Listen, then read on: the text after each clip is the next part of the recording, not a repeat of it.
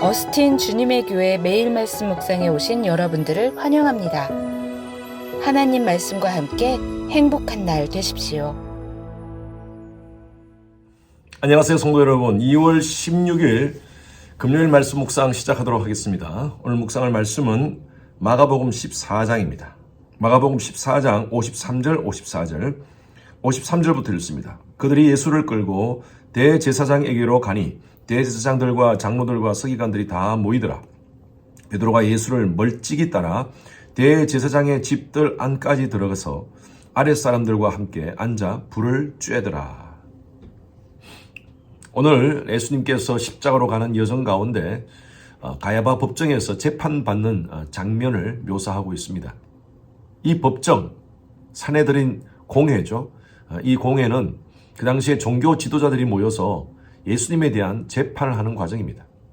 소위 말해서 검사들이 기소를 하듯이 여기서 예수님을 기소를 하게 되면 최후 결정은요, 그 당시에 그 지역의 총독인 빌라도에 의해서 최종 결정이 내려지게 되는 것이죠. 그 과정 속에 이 공회가 필요했던 것입니다. 일반적으로 사내들인 공회에는 낮에 하도록 되어 있습니다. 그런데 이날은요, 어떤 의미에서는 적결 재판, 적결 심판 같은 그런 의미가 있습니다. 예수님을 잡고 바로 그날 밤에 공회를 소집합니다. 밤에 하는 또 다른 이유가 뭐냐면 예수님을 따르는 무리들의 그 밀란을 저지시키기 위해서 밤에 적결 재판 형식으로 공회를 진행하는 것 같습니다. 53절 한번 보십시오. 그들이 예수를 끌고 대제사장에로 가니, 이 대제사장은 가야바를 의미합니다. 그 당시에 대제사장이죠. 그리고 다른 제사장들도 있었습니다. 대제사장들과 장로들과 서기관들이 다 모였습니다. 그리고 이들은 예수를 죽이기 위해서 재판을 합니다. 대제사장 가야바가 예수께 묻습니다. 61절 보십시오. 내가 찬송받을 이의 아들 그리스도냐? 네가 바로 메시아냐? 네가 바로 하나님의 아들이냐? 라고 묻는 것이죠. 그때 예수님께서 이렇게 말씀하십니다. 62절 보십시오. 내가 그 나라 인자가 권능자의 우편에 앉는 것과 하늘 구름을 타고 오는 것을 너희가 보리라 하시니. 여러분, 이 상황 속에서 예수가 당신이 그리스도라고 얘기하는 것은 죽겠다는 것입니다. 그럼에도 불구하고 예수님은요, 진리를 말씀하고 있습니다. 내가 바로 그다라고 얘기하는 것이죠. 그러니까 64절에 뭐라고 얘기합니까? 그 신성 모독하는 말을 너희가 들었도다. 확실하게 증거를 잡은 거죠. 이제 하나님에 대한 신성 모독을 했다라고 얘기하면서 65절에 그에게 침을 뱉고 그의 얼굴을 가리고 주먹으로 치고 그리고 뺨을 때리고 하는 이런 장면이 나옵니다. 예수님이 모욕받는 장면이죠. 이 장면을 지켜본 사람이 있었습니다. 어제 제가 말씀드린 대로 제자들은 다 도망갔어요. 심지어 이 마가복음을 기록했던 마가마저도 자기가 부끄러웠지만 예수님을 버리고 도망갔다는 그 기록을 어제 말씀을 통해서 우리가 읽었지 않습니까? 그러나 베드로는요, 조금 달랐던 것 같아요. 얼마 전까지 베드로는 주는 그리스도시요 살아계신 하나님의 아들이십니다 라고 고백하면서 당신은 확실히 하나님의 아들이십니다 라고 고백했지 않습니까? 그리고 뭐라고 얘기했냐면 여기 있는 친구들이 다 주를 버리더라도 나는 결코 주를 버리지 않겠습니다 라고 고백했어요.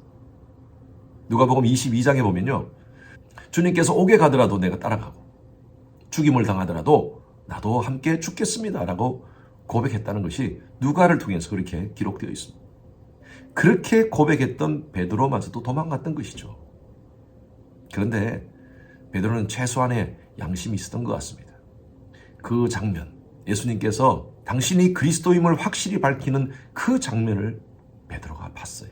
여기 성경에 보니까 54절 보십시오.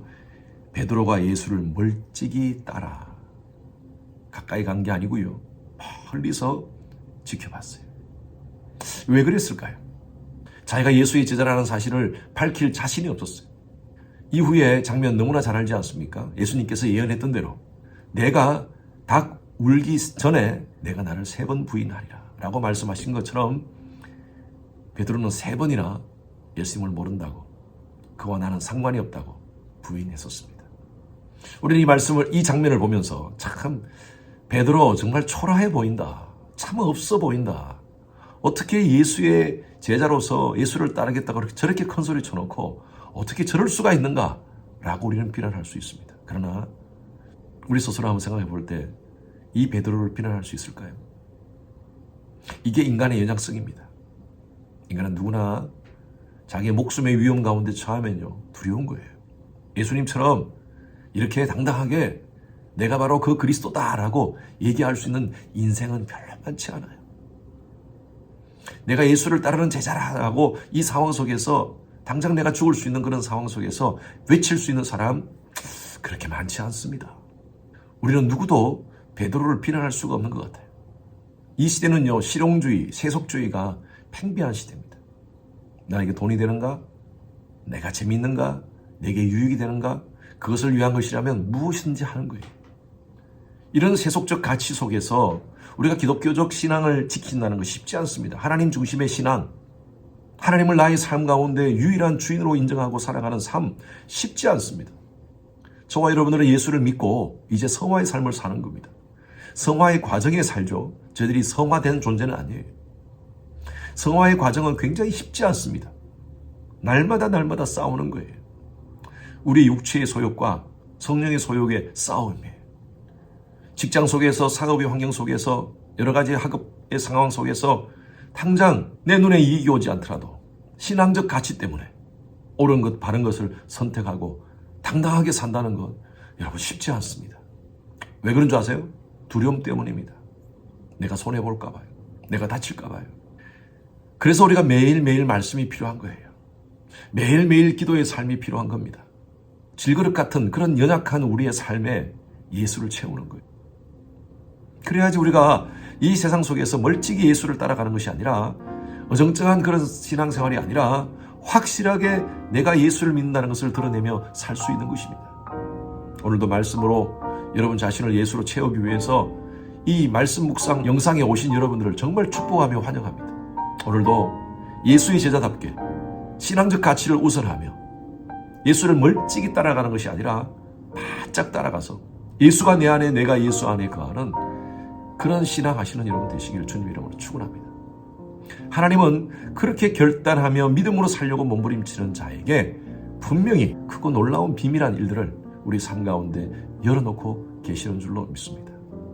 오늘도 믿음으로 승리하는 그런 하루 되시기를 간절히 축원합니다. 주님 감사합니다. 엄습하는 이 세속주의 속에 신앙하며 믿음으로 산다는 것이 쉽지 않은 것을 압니다. 그러나 오늘도 말씀 붙잡고 다시 한 번 더 당당한 그리스도의 군사로서 예수 믿는 사람으로서 세상에 나아가려 합니다. 주님 붙잡아 주시고 우리의 힘이 아니라 성령의 힘으로 이 모든 일들 믿음으로 감당하는 저희들 되게 하여 주시옵소서. 우리를 통하여 예수가 나타나고 우리를 통하여 하나님의 영광이 드러나는 오늘 하루의 삶이 되게 하여 주시옵소서. 감사드리며 살아계신 예수 그리스도 이름으로 기도드렸습니다. 아멘. 금요일은 예배를 위해서 기도하는 시간입니다. 모든 예배를 위해서 기도해 주십시오. 주일 예배, 금요 예배, 또 청년들 예배, 어린 아이들부터 모든 예배에 이르기까지 성령의 기름 부으심이 많은 그런 귀한 예배 될 수 있도록 담임 목사의 설교에 하나님께서 준비 가운데 함께 하시고 또 말씀을 선포할 때 은혜와 능력이 더하시도록 기도 부탁드립니다. 각 부서의 설교를 준비하시는 모든 사역자들을 위해서 기도해 주시길 바랍니다. 예배를 위해서 섬기는 여러분들이 계십니다. 미디어, 안내, 찬양, 교사 등으로 섬기는 그 봉사자들이 기쁨과 감사함으로 섬길 수 있도록 해달라고요. 그리고 모든 예배자들이 성령과 지혜로 충만한 그런 예배 될 수 있도록 하나님의 임재가 가득한 지성소 예배가 될 수 있도록 하나님께서 함께 하도록 기도해 주시기 바랍니다.